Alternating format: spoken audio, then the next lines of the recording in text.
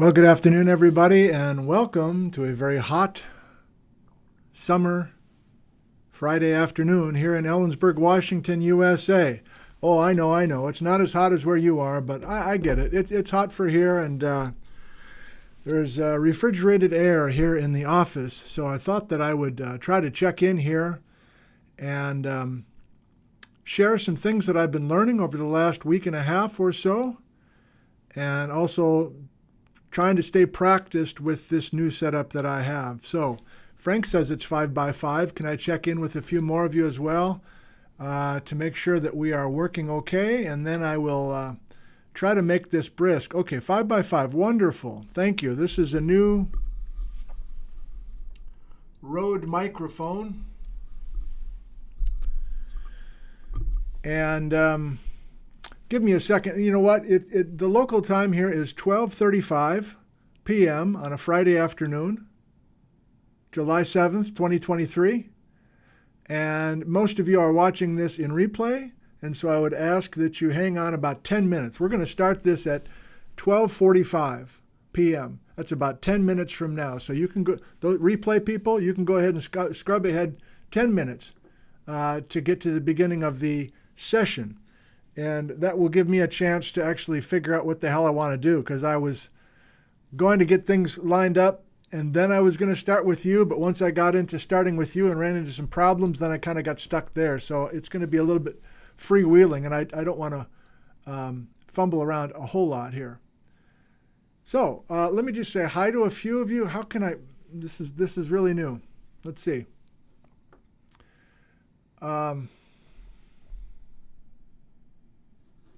Okay, why don't I pop the chat out like a boss? And why don't I keep that up here right there?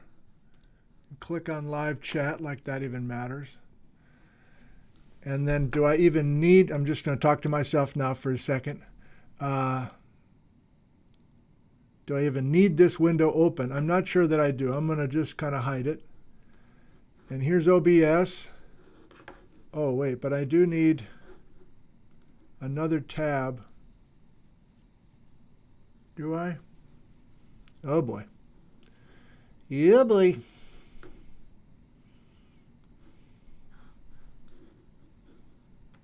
All right, well, I don't know. I don't know. He doesn't know. Try not to get overwhelmed, boy. What is this? This is, oh, yeah. I just have one camera. I don't need that. And this is OBS, and there's the desktop. So if I want to show you something on the desktop, I'm just getting ready for today. If you're just joining us, we're starting this program at 12:45 Pacific time if you're watching this live. Okay, so there's that. And come on, boy. Right?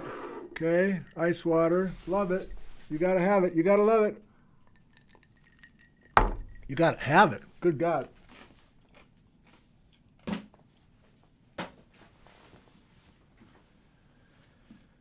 Okay.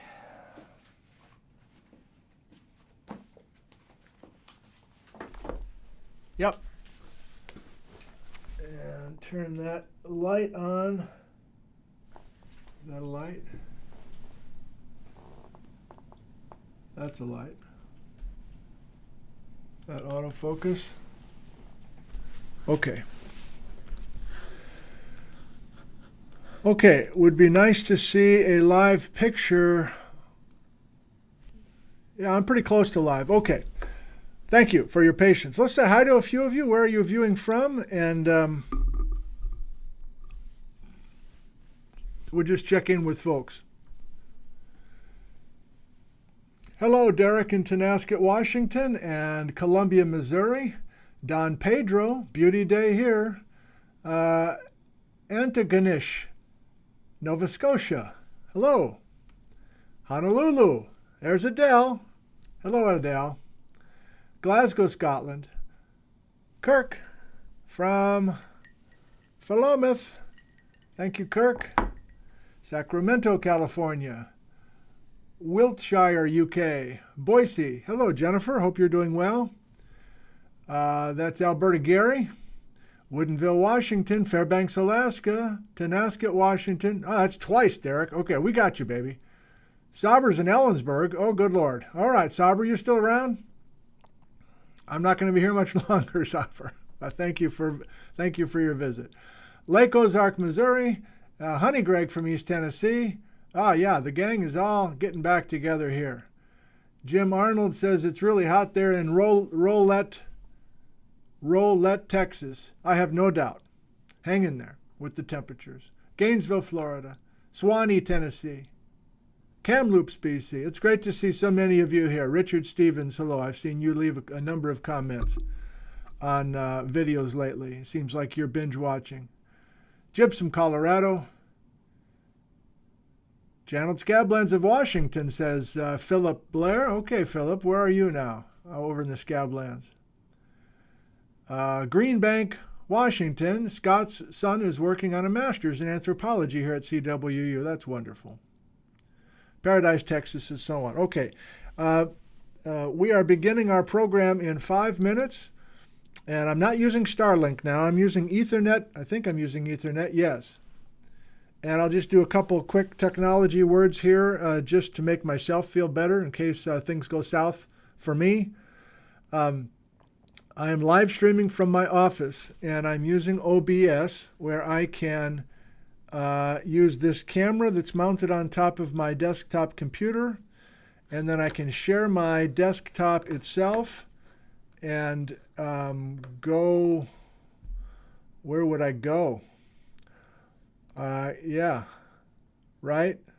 Oh, we're live. Okay, that's good. And that's behind the scenes stuff which I don't understand. Maybe some of you do, but I don't understand. So I'm afraid but to look at that window. Right. Right. Okay. And then I am sharing some documents as well. Okay, so please give me 4 minutes. I need a little extra time to get my head right and also remember which little notes I had. I'm even going to share some emails, I think. I don't know. That'll be an experiment. So thank you for joining us. Again, if you're watching in replay, the program starts in 3 minutes. Can I double check one more time that we're 5 by 5? Oh, you know what? I did want to check one more thing. So if I go here,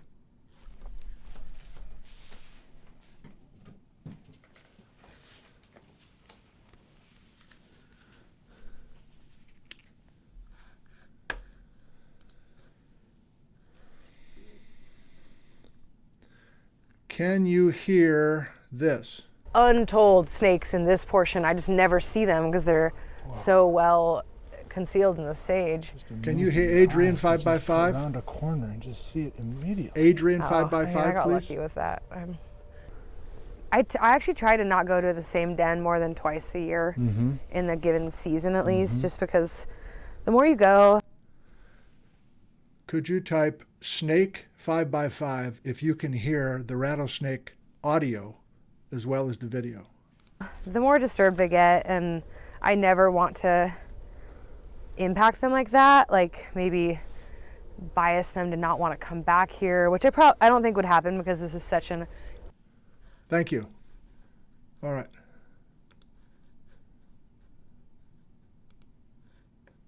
Oh, shit. What did I just do?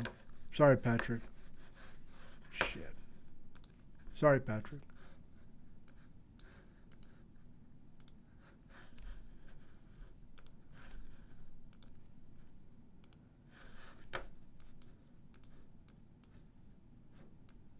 Patrick, I'm sorry. Okay. So I lost the live chat. All right, how do I get that back?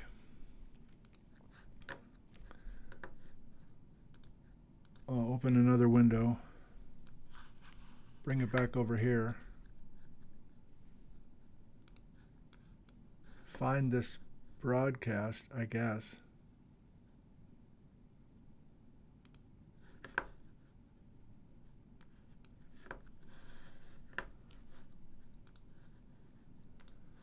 Well, this is an experiment.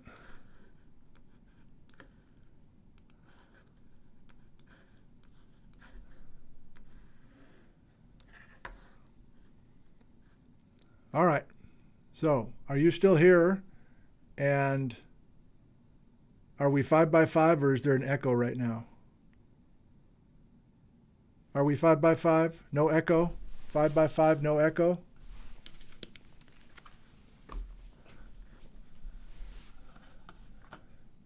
I guess I need to get this.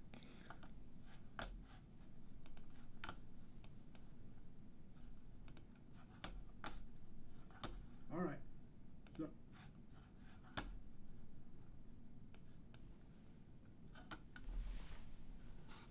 all right, thank you. Great.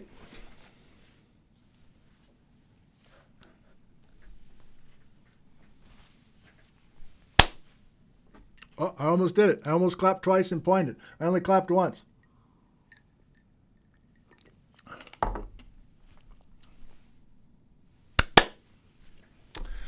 Good afternoon, everybody, and welcome to Ellensburg, Washington University. I'm in my office. My name is Nick Zentner. This is where I teach, Central Washington University. It's quite warm outside, and so I'm taking maybe an hour or so. I don't know. I have a 2 o'clock meeting with a potential student, so I need to wrap it up within an hour. That'll be my cue to get out of here. But we are going to hopefully have a rapid fire session, and by that I mean I'd like to share with you a number of things that have come at me over the last couple of weeks.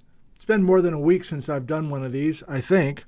And this is not Starlink. This is just using an Ethernet cable and using OBS and using 3 different operations. Here's the home camera. Here's the desktop that I have. And here's a document camera as well. So I'm practicing with that. The setup for this is new for me, so this is also just kind of practice that way as well. And I have your live comments on my desktop that you cannot see, I don't think, right in front of me. So let's go ahead and get to what I would like to do, and then we'll just see where this goes. Okay? I've been in Seattle, I've been up in Bellingham, Washington, and I've been in Pocatello, Idaho, mostly with family. Over the last, I don't know, week and a half, I guess, something like that. But I've been reading Harlen Bretz every morning, even on vacation. It's a great way to start the morning. So I am now up through 1930 with Harlen Bretz. And just in case you're brand new to this and have not been checking in with what we have been doing here in the last couple of months, I'll try to be as brief as possible. I am not new to the Ice Age floods story. I've been teaching it for a long, long time. But I am new to an old story, an old Spokane flood story. And I was kind of sucked into this Spokane flood concept with one major flood carving all of the coulees, or lots of the coulees in the eastern Washington channeled scablands country, with a flood of water that happened quickly and ended quickly, documented by Harlen Bretz, University of Chicago, back in the 1920s. And that accidental getting into that world, both from a video that I did 2 years ago, visiting with a guest, Brian Atwater, and also by looking carefully at a map by Harlen Bretz, crafted beautifully in 1928, those 2 things got me into this world, and I wanted to go back and read every Bretz paper in order, starting in 1923. And so, yes, I am up to 1930, which is a summary, which I believe is his last significant field season, his summer field season of 1929. And by the end of that, I just finished it this morning, by the end of that 1930 paper, he's basically saying, I can't do any more. I can't do any more. I've spent almost every summer of the 1920s here in the channeled scablands, and in 1929, in the summers of 1928 and 1929, he was even out of the scablands and into the valleys marginally to the edge of where all this major flood water was flowing and going into those side valleys blind and saying these are great places to check if my flood idea is correct. First main message of today. It's 1930 and Bretz is still talking about the Spokane flood. So I wasn't sure if by the time I got to 1930 with the Bretz reading, if I would get to a point where he was backtracking radically, especially when he was confronted by the USGS geomorphologists of the day. I thought maybe he would back off of that Spokane flood pretty significantly. And in fact, some geologists of today have essentially told me that he backed way off of that Spokane flood after January 1927. It's not true. It's not true. And I think the first thing I want to do is show you my website and show you the papers that you are certainly welcome to read. And because it's quaternary geology, meaning very recent geology that took place in the last 3 million years, and because it involves concepts that most of us know about, we know what basalt lava is, we know what silt is, like kitchen flour, that's loess, wind-blown silt. We know what water is. We know what a waterfall is. This is not Ice Age, sorry, this is not, I'm so into Ice Age floods, I just say the phrase whenever by default. This is not exotic terrains. This is not trying to imagine where North America is in the southern hemisphere 400 million years ago. This is not a piece of Baltica that gets accreted to northwestern Washington. This is easier stuff, at least at the first pass. And so if you have tried to go to my website in the past with former programs like years ago, and you said, okay, I guess I'm into it. I'll try to read these papers. You're like, oh my God, there's no way I can follow any of this scientific work. I understand that. And I have the same feelings pretty regularly, just as a teacher. But these papers that wait for you are readable. And maybe the biggest challenge for most of you, if you're especially reading and watching from far, far away, you're not in the Pacific Northwest, in other words, maybe the biggest challenge is just the places. It's like, I don't know where Walla Walla is. And it's a challenge for us too. I've lived here for 35 years. I still struggle with some of these places. So quite often I have to read Bretz's papers with a map right next to me. Okay, so I still hope to get out, especially when it cools off a little bit, and do more videos from the field. And in fact, this weekend I'm going to be with Sky Cooley, both Saturday and Sunday, and we're going to make a new video looking at old flood gravels beneath Calcrete at a bunch of spots he wants to take me to, and we're going to film. I'll use Gizmo. And by design, I don't know where we're going. By design, I haven't read ahead. By design, it's just me being as spontaneous and creative and open and curious as possible with Sky in the moment. And, we're going to be out there in 98-degree Fahrenheit weather tomorrow, but we'll have a cooler refreshments and have a good time. Okay, I'm getting distracted. Let's get you to the website. So this is the first order of business. Here's where you can read Bretz yourself. And I've heard from some of you already. Some of you have been reading. You're like, I'm up to 1925. Like you're typing your reactions and things. And I read all that stuff. It's been particularly wild email lately, but that's great. I'm not complaining. I'm just reminding you that if you haven't heard back from me, it's because I'm getting hundreds and hundreds of emails about this topic, which is wonderful. Okay, go to it, boy. So here's nickzentner.com. For a change, I'm actually going to show it to you and just say kind of, instead of just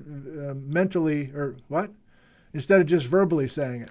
So here's where you go. Floods, upper right-hand corner. We're not going to Baja papers. We're not going to the crazy Eocene papers. We're not going to Geology 101. No, we're not going to, these downtown lectures. I suppose there'll be some downtown lectures on Bretz this next spring, I guess. I don't know, but let's go here. This is what I promised. Okay, how can I make this bigger if I'm not on this. Okay. Why can't it? How do I make this bigger? How do I normally make it bigger? Okay. I don't know. So you'll just have to get to it yourself here. 380 are watching. Thank you. So these have been here available for you in the last couple of weeks, starting with the first paper, the second paper, the third paper, the fourth paper. And then I think the last thing I did was, oh yeah, here's how I can make it bigger. So here's Bretz himself talking about this major meeting in Washington, D.C. at the Cosmo Club, January 12th, 1927. And here is the actual speech, essentially, the abstract of the presentation that Bretz laid out there. And then apparently it was a 2-hour talk. And then after that, here comes the experts. And I don't know if they had a talk presented or they just off the cuff or they had written comments. I'm not quite sure how it went. But here's Alden, here's Galuli, and so on. Okay, so that's been there waiting for you. This is Bretz in the summer of 1927. I know this says 28, but these always are posted half a year to a year after the fact.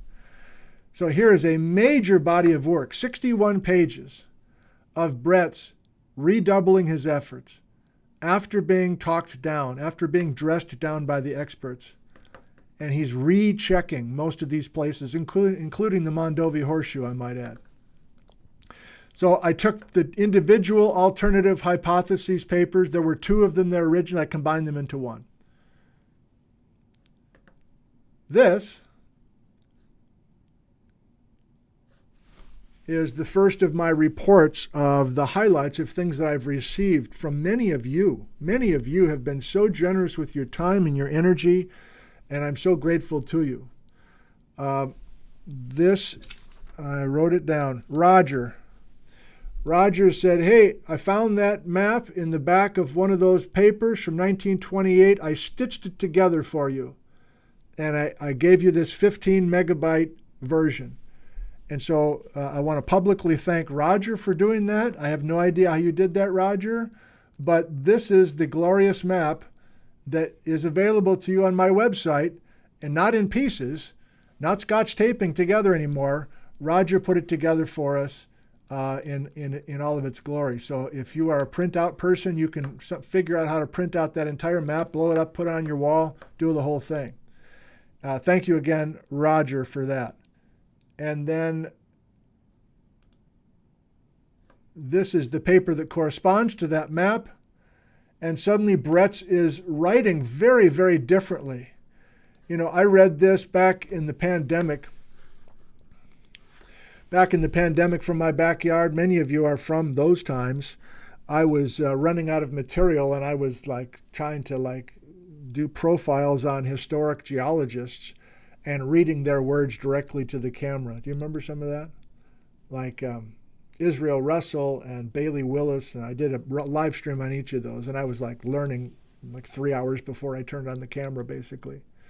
Well, I had a couple of Bretz sessions from my backyard 3 years ago, and I was reading his words like this. No one with an eye for landforms can cross eastern Washington in daylight without encountering and being impressed by the scabland, like great scars marring the otherwise fair face of the plateau. Okay, well, I remember 3 years ago saying to many of you, it's just so fun. That's how those scientific papers sounded a century ago. Well, no, they didn't. Up until 1928, and this paper I just shared with you, he wasn't writing like that. He wasn't writing flowery. He was very matter-of-fact, and he's still matter-of-fact in this paper, but for some reason, he's changing. Turn off email. You don't have to hear those. Oh, no, I can't turn off email. I want to share some emails with you. You're just going to have to deal with some dings, okay? So for some reason, I don't know, we can surmise, I guess, for some reason he changed his writing style since 1927, that terrible meeting for him. And one was he had kind of an edge. The papers that wait for you, I'm getting sidetracked, the papers that wait for you from 1928, 1929, and 1930, those are the new papers for you today. He's sometimes talking directly to his critics. He's like, hey, you ought to come to this place. This is not an office job. You got to get out in the field and see some of this stuff. Occasionally he's saying, if the Spokane flood hypothesis is correct, then I would need to go into this valley and see what I can find. And I found these landforms, these deposits, these gravels, these silts, these relationships that support my hypothesis. And yes, on occasion, in the late 20s, Bretz is saying, this area looks a little different. I don't quite get this. And one of the areas is south of Wenatchee, Washington, I must say. And we can get there either today or another time. Let me finish my task, which was task is the wrong word. Let me finish what I wanted to do with you, which is to make sure that you see that these papers are now for you. So he went to the valley deposits immediately east of the Scablands during the summer of 1928, which is published in 29. And his last major field season, as I understand it currently, is he went to the valleys immediately west of the Scablands. And yes, that's Wenatchee, down to Beverly, skipping down to Rattlesnake Hills, and then getting into the Chandler Narrows of the lower Yakima Valley. So these are the last two papers I have for you for now. These are not the last two Bretz papers, but it's kind of the end of an era. This summer of 1929, published in the summer of 1930, valley deposits immediately west of the channeled Scablands. Now, I hope, I don't know if it's clear to you or not, I'm definitely doing a new alphabet series, Ice Age Floods A to Z, this coming November of 2023 and going until February of 2024. For sure, I'm doing it. And I'm guessing, but I'm not sure, that I'll do a few downtown lectures in Ellensburg, and I'll film those spring of 2024 sometime. And it's almost certainly going to be this Bretz stuff again. So what I'm doing this summer is I'm just kind of involving you to the best of my ability as I learn. And there is no official program. There's no organization of my thoughts. I think that will be obvious because I'm about to share some things that have come in. Among the hundreds of things that have come in, I want to share a few specific things with you. But every once in a while I go, boy, should I do a live stream right now, or should I do a program on what I've been learning? And I go, oh, I don't have it all organized. I don't really know where he was in summer of 25 or whatever. And then I tell myself, no, just do it. You got to keep practicing with the technology, and each time you do one of these, you get a flood, you get a flood of new stuff from the viewers. And I fully expect that again today. So that's the other thing I want to do with you. And then we will, I guess, go to some live Q&A, but I don't know if that's really necessary today. Okay.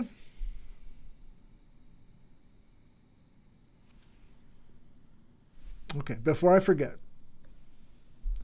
I've gone through the hundreds of emails that I've received in the last 2 weeks, 4 different times, looking for one email that I'm almost sure that I received from one of you, and I cannot find it.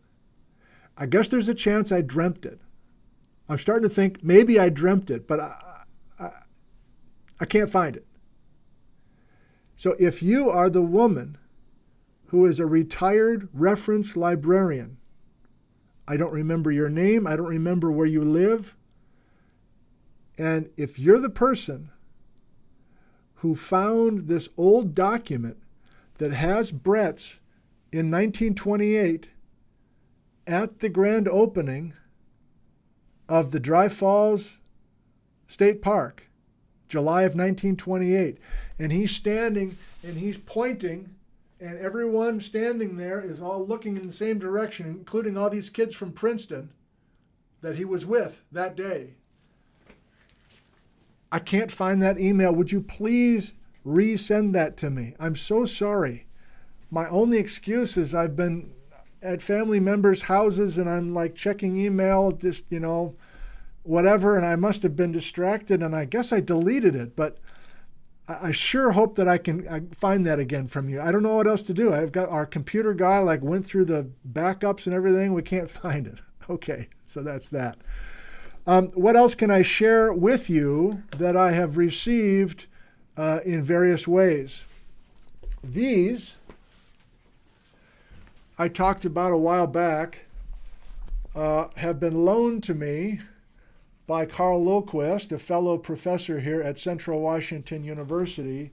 This is 1965, and this is essentially the state of affairs with glacial geology in North America, and all the experts with this INCWA, International Association for Quaternary Research with Congress, or 7th Congress. There's not only these individual books, but here's what the big book looks like. Oh boy.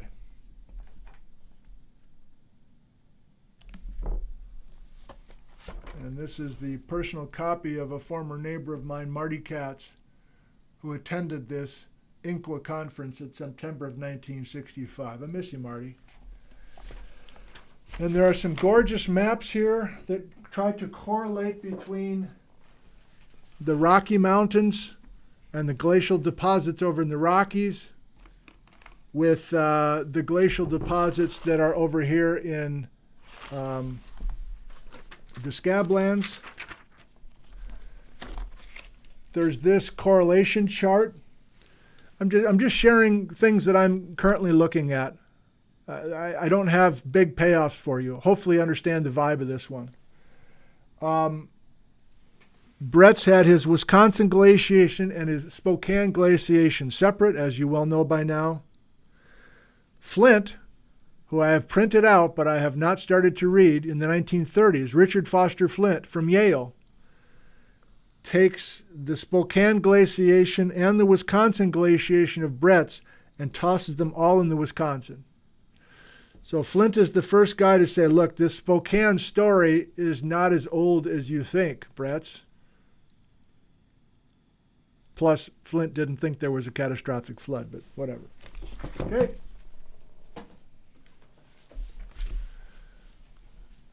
I want to thank Lindsay from Seattle, who sent this book.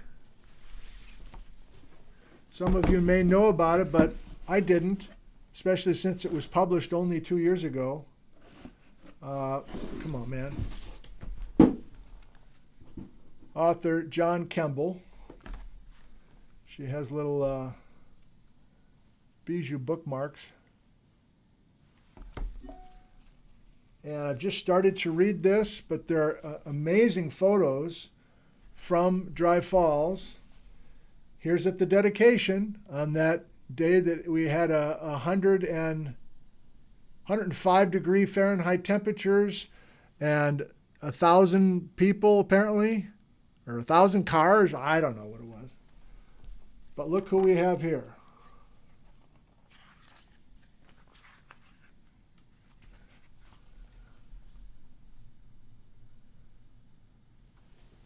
There's Harley. In advanced years, I might add. Okay.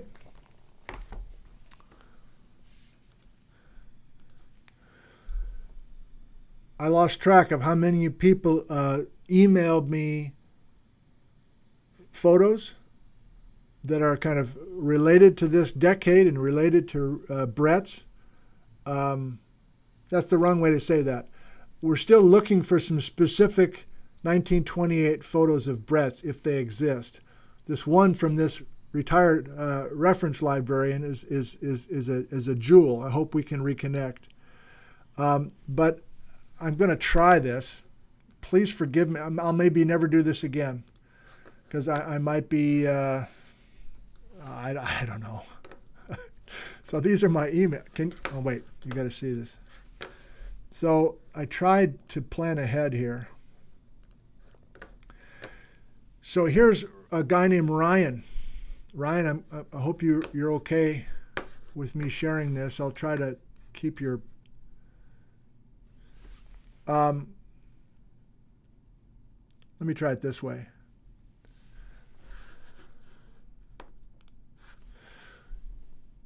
So either me saying it or some of you have been volunteering the information that all of Bretz's original journals are physically at the University of Chicago in some sort of reference library. And Ryan, who lives in Illinois, said, I'm not that far from Chicago. I'm happy to drive up there and take a look at some of those journals for you. I guess I must have said in one of the live streams, I don't know if I'm going to fly all the way back to Chicago. I don't know if I'm that interested in this topic. But Ryan said I'd be happy to go up there. And I said, wow, that would just be amazing, Ryan. So I did reply to him, and I said, thank you for the offer. I have no idea if you can even take photographs or anything. So here's what Ryan says. Oh, man. Okay, hang on.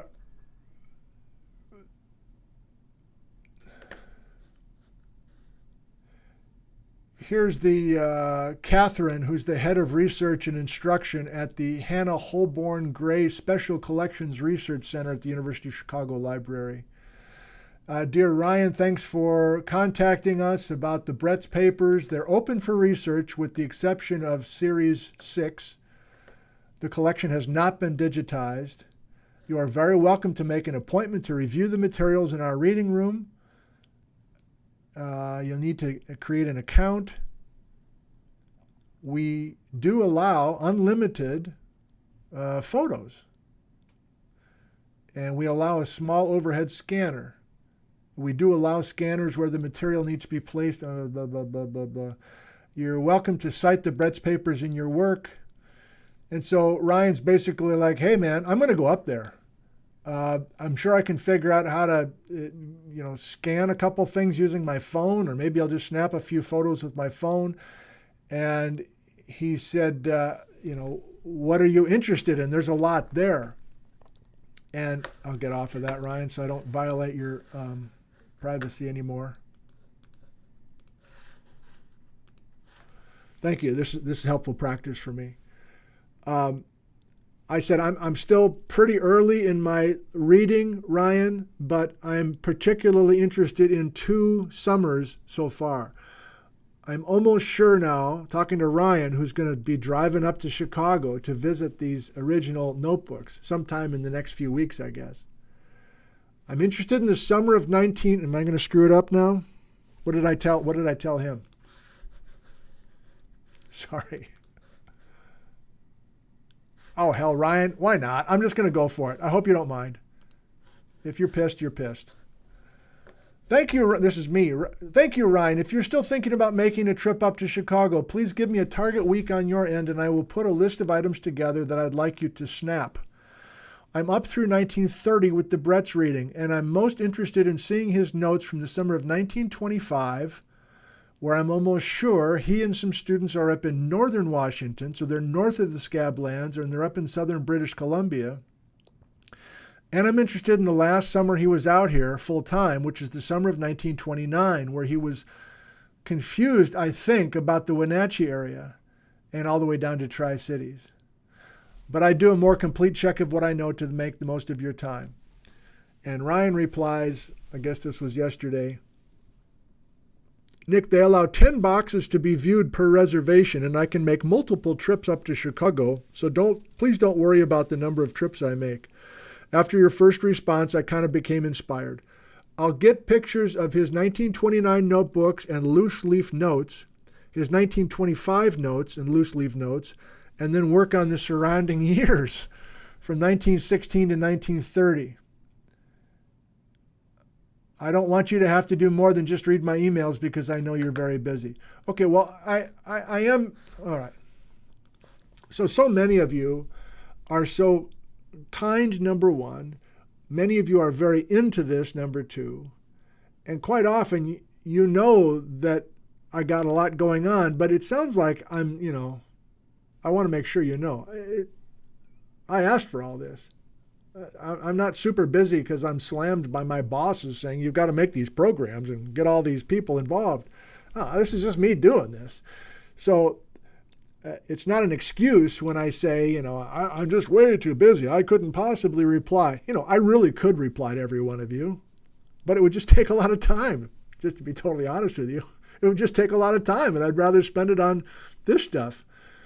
And I don't know, maybe 15 or 20 of the emails I take a moment to reply and say thanks. But this is maybe a more efficient way of saying thank you to so many of you, and Ryan is especially generous with that sort of thing. Okay, now here's the part where I forgot to bookmark a whole bunch of other stuff. So good God, I'm really going to be going through this. Maybe I can, give me a second.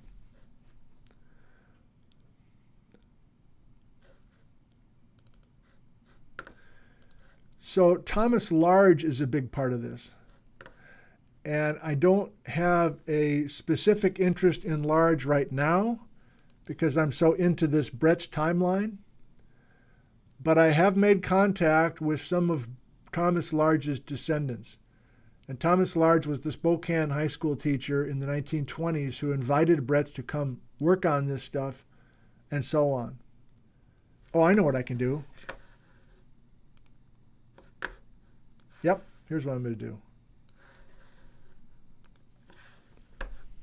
So I'm adding to my little Bretz photo collection, I guess. And one of Thomas Large's descendants sent me this absolutely gorgeous photograph. And I'm sure there's a story on how they were able to find this and then scan it properly. And I don't have the gentleman's name. Do I?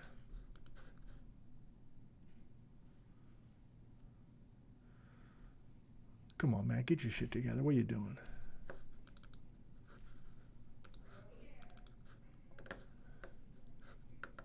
Kirk.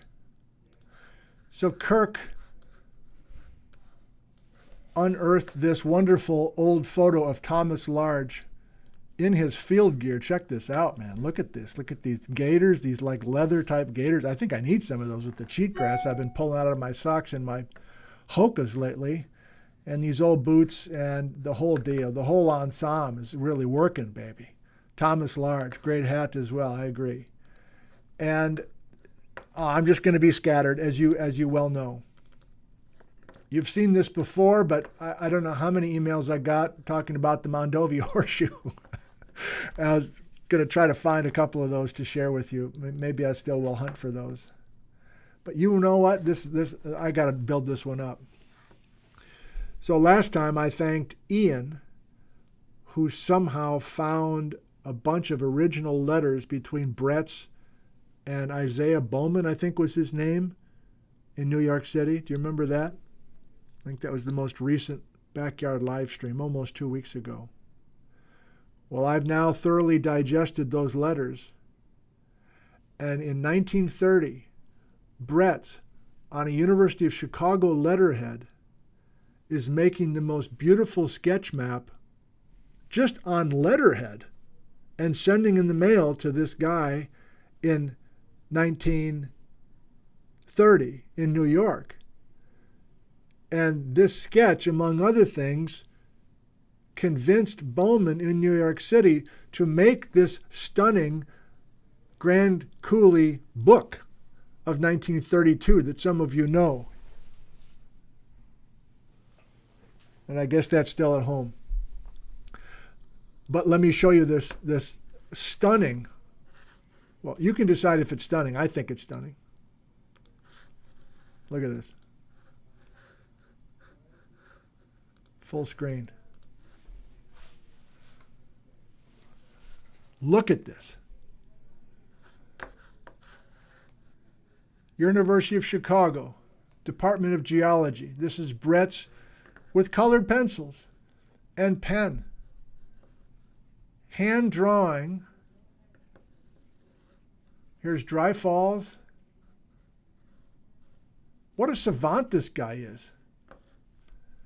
And he's demonstrating these incredible flood bars that he was able to map. I forget which field season now, to be honest. He's a loose-covered Pinto Ridge. I mean, I've been here a few times on field trips. I never totally got it. I get it now just from this frickin' hand-drawn sketch from this letterhead, University of Chicago. So these are the kinds of things that are just popping up that I am seriously doubting that anybody has seen, or very few, especially people who are working on books or articles or scholarly publications involving some of this work. That's not what I'm doing. You know what I'm doing. I'm just sharing in this very informal way. But I'm able to pull and collaborate and communicate with so many different kinds of people, and it's satisfying at all levels to do that. So one example of potential collaboration, and I'm going to share as much as I can with whomever bubbles up. Do you know this book?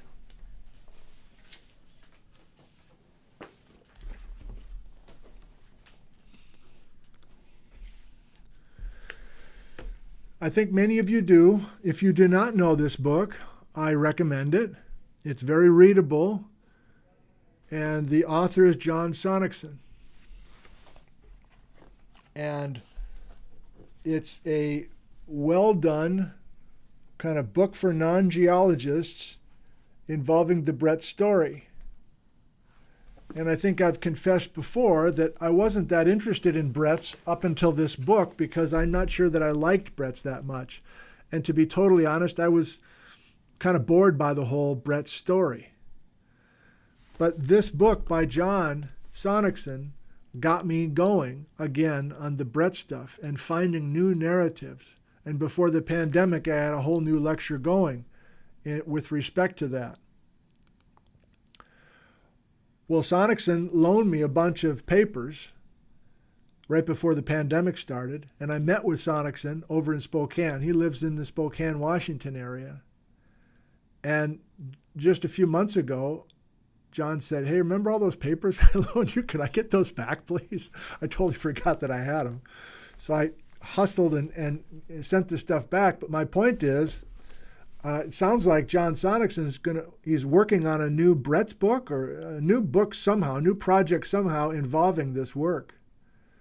And so I'm going to try to collaborate with him, at least to share what I've been learning and maybe just keep him up to date on these YouTube videos so that he can see what many of you are able to find.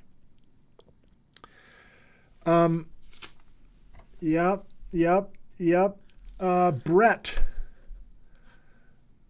Brett found a map that I didn't know existed.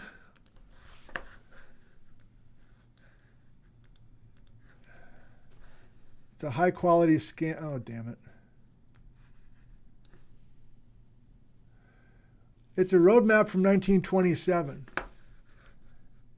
This doesn't, oh, I know why this one doesn't look good. I minimized it to be a thumbnail for this frickin' video. Oh, that was a mistake. Okay, so Brett, I'll go back to that. This has been reduced in quality, but at least I can show it to you. This map is helpful to me, Brett. Thank you.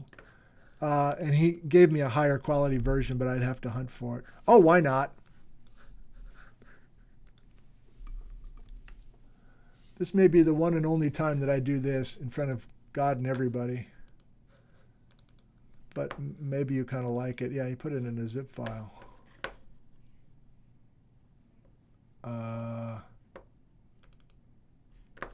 There. Can you see that?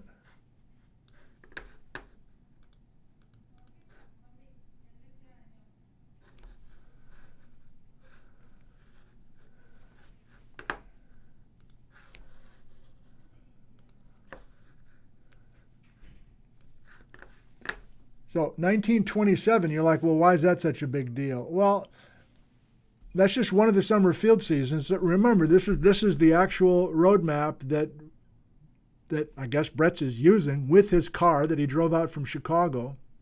The first time he did that was 25, by the way. So this is only his third summer of driving out here from Chicago. Before that, he used the train and walked. But I'm wanting to eventually compile the actual field sites by summer that Bretz was able to go. And solid red is asphalt. This dashed red and white is gravel. And so, you know, this is where I live in Ellensburg. There's a new gravel road down the Yakima River Canyon. There's asphalt between Wenatchee and Peshastin. But the reason that I'm interested in this is it gives a very clear snapshot of how Bretz is able to get to some of these places out here where there's just no roads at all. Like he's going to Rock Lake. He's going to Washtenaw, where I'm going to be tomorrow.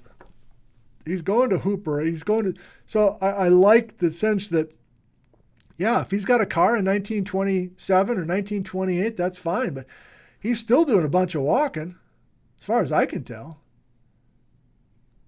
Spokane was really a hub at that time. Look at all those paved roads going out there. Okay, just do a couple more with you. Daddy's proud of himself for getting this far without a major problem. I knew minor problems were coming. Okay, Sharon, I'm sorry. I got to do it. So Sharon has been outstanding. Look at all these flagged emails from her. I'll just give you one example of what Sharon has been able to do.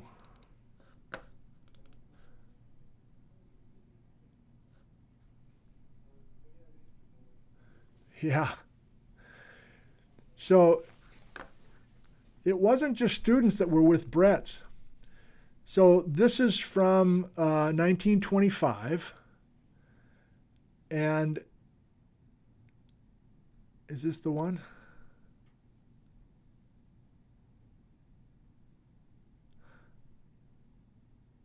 I don't think this is the one. Oh, yeah, it is. Yeah. So there was a principal from Canton, Ohio, that was also doing some graduate coursework at the University of Chicago. So he tagged along, or was one of the quote-unquote students / helpers with Bretz in the summer of 25. And that's the summer I'm curious about, that Ryan's going to find those original notes in the library in Chicago. So here's a Cantonian, who's a person from Canton, Ohio. And I'm going to read this to you. We'll go to your live Q&A, and then I got to quit because I got a meeting at 2 o'clock. Not a few of the mysteries surrounding the despoliation of approximately 2,000 square miles of the best wheat land in the world, located in eastern and central Washington, were uncovered this summer by Carl Burns, principal of Roosevelt School here in Canton, in company with the research expedition to that part of the country. Here we go. Same number. This is 1925. Bretz is saying, about 125,000 years ago, the Spokane flood, a glacial flood, swept down from Canada and over parts of Washington, taking away a large part of what is known as the Palouse lands, and leaving large areas of scab rock, which otherwise would have been exceptionally fine wheat land today, according to the belief of geologists studying the country. The source of that flood was the object of Burns's search, with Bretz, of course, during the past summer of 25. It is estimated that the flood which turned this part of Washington into a desolate wasteland, hey, come on now, had 60 times the volume and the eroding force of the Mississippi River at flood, or any other known body of water flowing today. It's one of the oddest phenomenons I have seen in all of my travels in the United States. says Burns. We failed to definitely ascertain during the summer of 1925 any location where the flood started, and I don't think we will get the approximate location for probably 2 years yet. Well, nobody's still found it a century later. But we did discover some conditions which, to me, leave little doubt but that we are on the right path. It has passed the theoretical stage by now. Okay, there's another article I don't have handy. Actually, possibly I do. Thank you, Sharon, for that and many, many others. Give me a second. I'm going to find a corresponding newspaper article where Bretz has quotes as well. And those guys were up north of the Scablands looking for the source of the water. Give me a second. I got it right here. So here's that article I was just reading to you, quoting the Canton principal. But it's this one sent by 3 or 4 of you from a Spokane newspaper that I'm going to try to read, even though the print is small.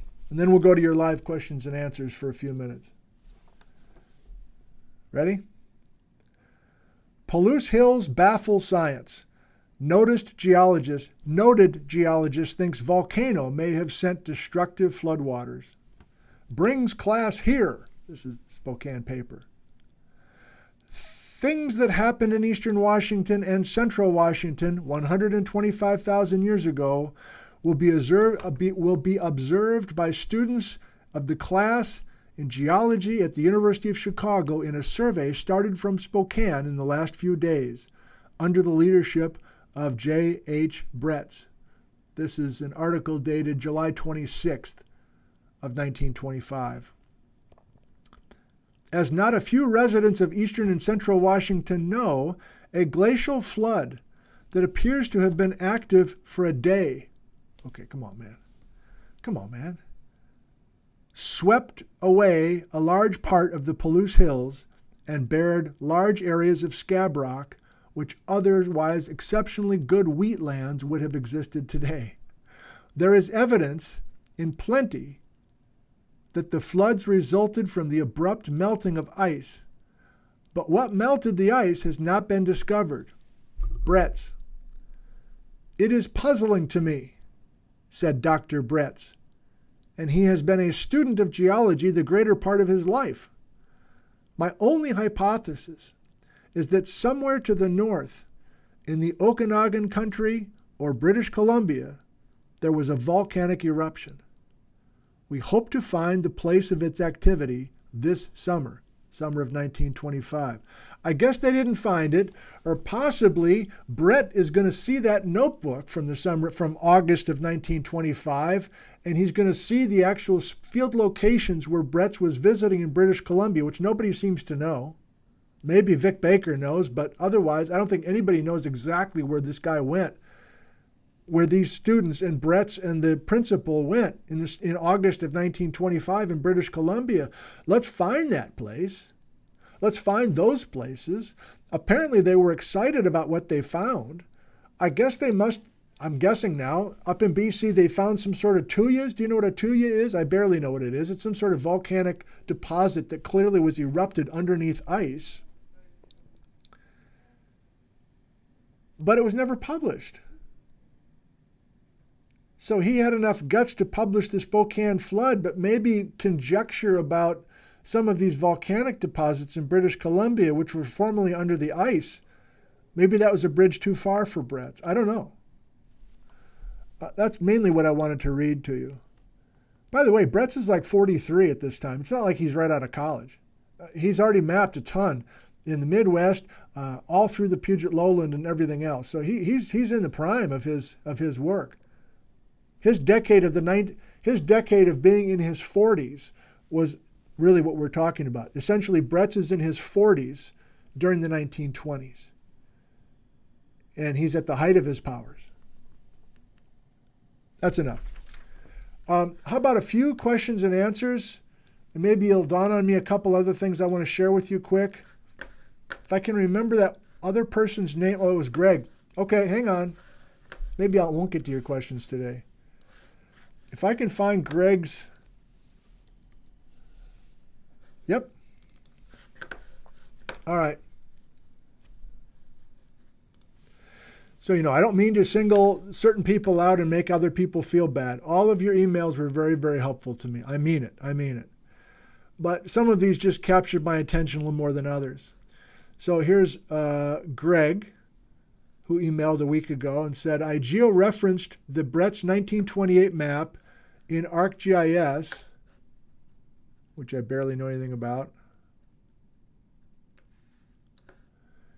to see if the Mondovi Horseshoe corresponds with any landforms in the current LiDAR-derived terrain model. The source Bretz map included township boundaries, which were very useful for ground control points in the georeferencing process. So this looks a little more artistic to me, I guess, than the scan that Roger made for you. But here's Greg then taking Long Lake, Little Falls. In other words, he's georeferenced rivers and other township range locations, highways that he knows, and then he's finding this Mondovi Horseshoe, which, in case you missed that program or are still kind of obsessed with this Mondovi Horseshoe, Bretz has this very solid line. He knows exactly where the ice edge is of the Spokane ice 25,000 years ago. And it seems like he's got this boundary because this is a lone ridge of loess. This is that Bald Ridge Road business. And so here's Greg just doing a nice job of putting this phallic thing on different maps. Sorry, Patrick. But here's Little Falls, Long Lake, Mondovi, the little dinky town of Mondovi is down to the south. But instead of a huge ridge or some sort of dominating land, like some sort of steptoe or something that I guess I have expected, I'm open to interpretation down the road. But as I understand it currently from many of your maps and help, it seems like the loess has been stripped clean to the north, but this little loess hill and all this loess was untouched. And therefore, the loess being gone up here, I think according to Bretz, was the ice came down and just bulldozed that loess away and just missed this spot. Now, Jerome Lessman and a few others have chimed in and said there could be a bunch of these horseshoes along this margin. Let me go back. Jerome says there could be tons of horseshoes along this margin. Maybe it's just this horseshoe because Bretz looked at it really carefully and didn't really visit each of these other spots. Could very well be true. You can see just Greg's out of control here. Different images, different. So many of you had so many computer skills that I do not have, and I know many of us don't have. Yeah, I'm not flipping you off. This is just the Mondovi Horseshoe. Thank you, Greg from Ames, Iowa. Okay, I really do think I'm violating all sorts of privacy with many of you, so I think that's the end of the email sharing. I need to go in about 10 minutes, but can I ask for uppercase, please? And I'll just try to spitball off of a couple of your comments, and at the same time wonder if there was anything else I wanted to share with you. Honey Greg says, on Google Maps 3D, you can see the horseshoe best if you're looking north to south. Thank you. I'm just going to look for uppercase and reply to a few of you. How many do we have watching? 500? Okay. Check my email for the resend. Oh, to find the reference librarian's email? Thanks. I think I was pretty sure I replied to... Again, I maybe dreamt the whole thing, but I wake up at 2 in the morning. I'm like, I should check all the sent emails, and maybe I'll find it's just vaporized. It's just gone. Brad, could I comment on giant current ripples north of Spokane, west of Iloka Lake? Thank you, Brad. Sky Cooley, Jerome Lessman, Joel Gombiner are the three guys that I know best of the kind of current generation. You want to see a good photo of those guys? Oh boy. Now we're getting into personal photos. April. Oh, you can't see it yet. Good.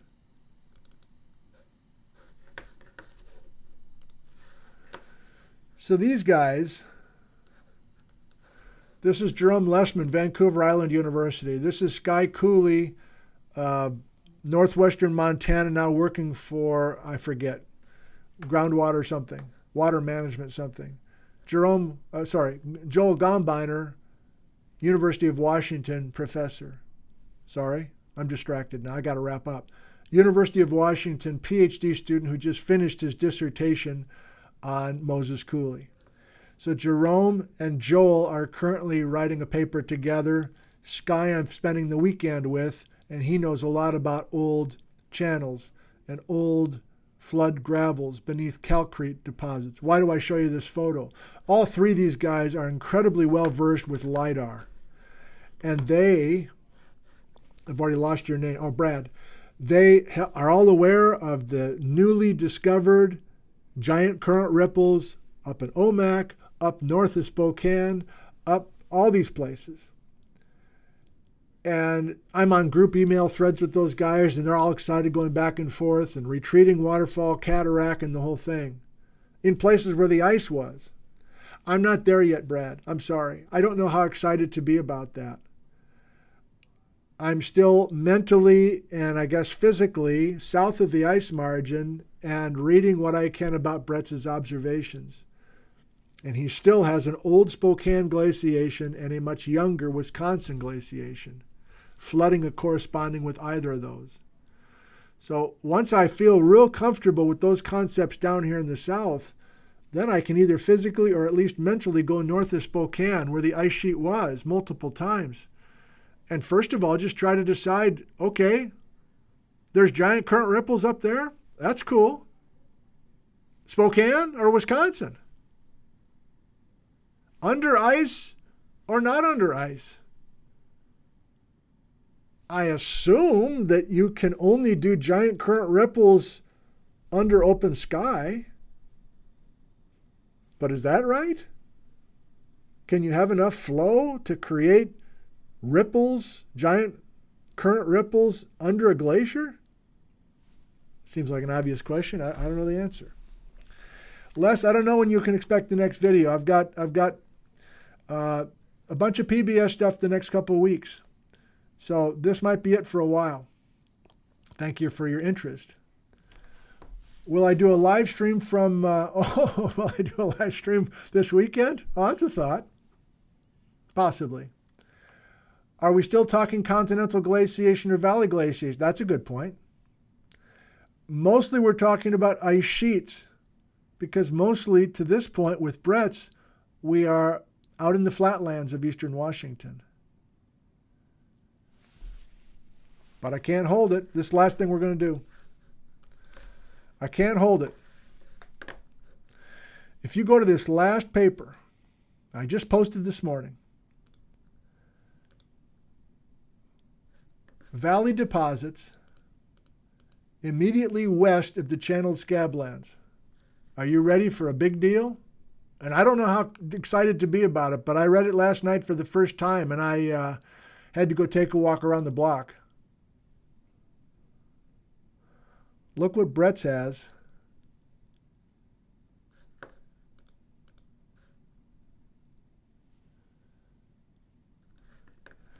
Here's Moses Coulee. You know about it by now. I've done videos recently from Moses Coulee. Here's an enormous bar, a pile of gravels that got dumped by at least one major flood coming down Moses Coulee.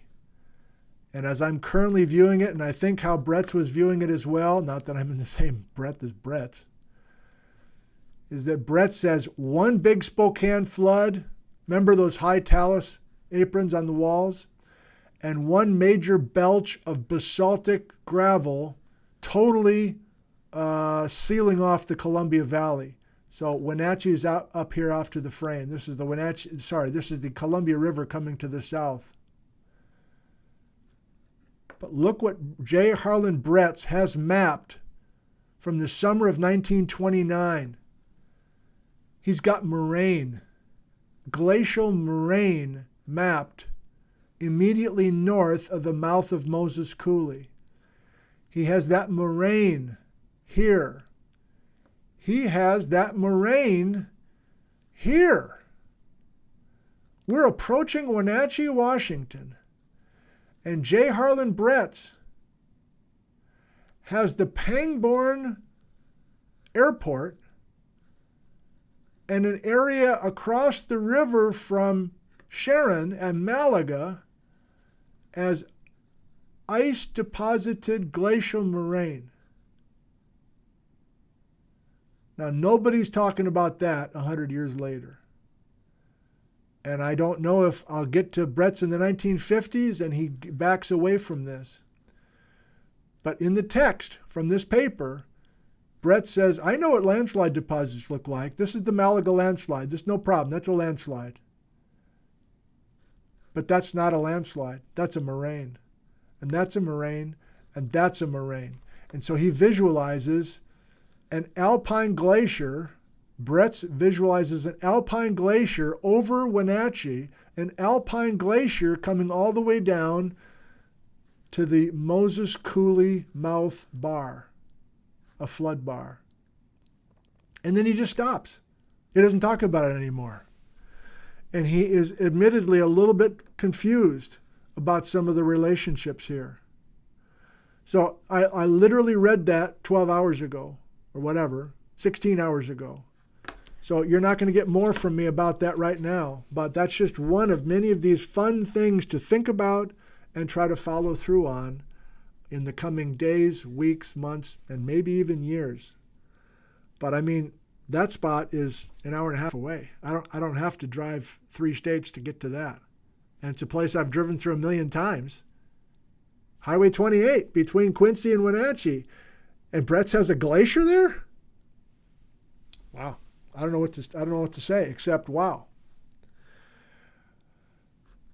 Okay, I think to finish up, I'm going to check out in the hallway and see if my potential student is here. And in the meantime, I'd like to test one more thing with you, and that is to play a video for you.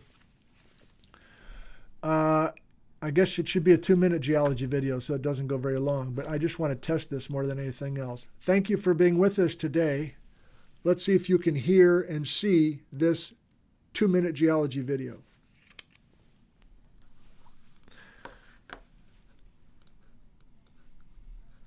Battery 100%. How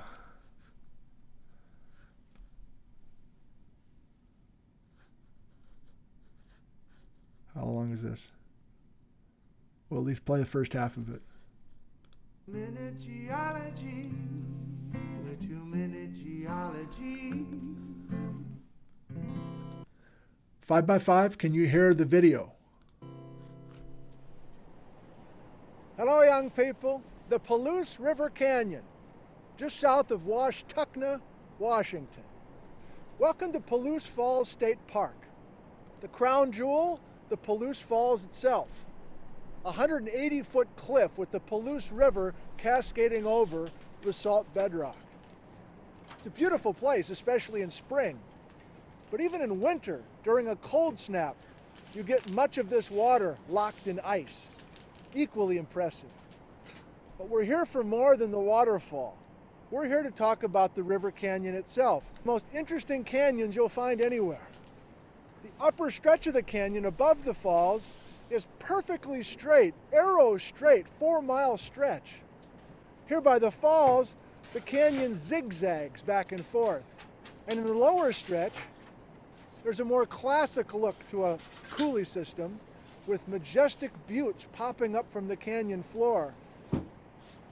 And caves have been found with evidence of human history going back 10,000 years. People have been enjoying this place for a long, long time. Geologically, this canyon is not much older than 10,000 years. During the Ice Age, this canyon was not here.